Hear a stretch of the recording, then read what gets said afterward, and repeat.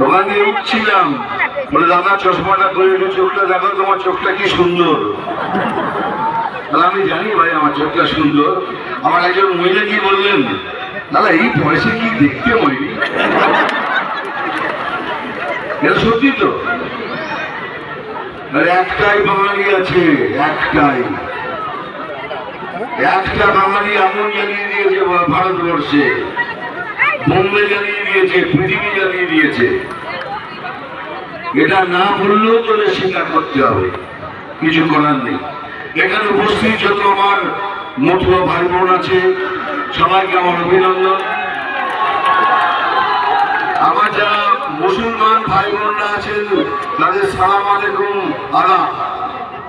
এবার আমি বক্তৃতা দিই না এখানে, এটা একবার এটা বলা উচিত।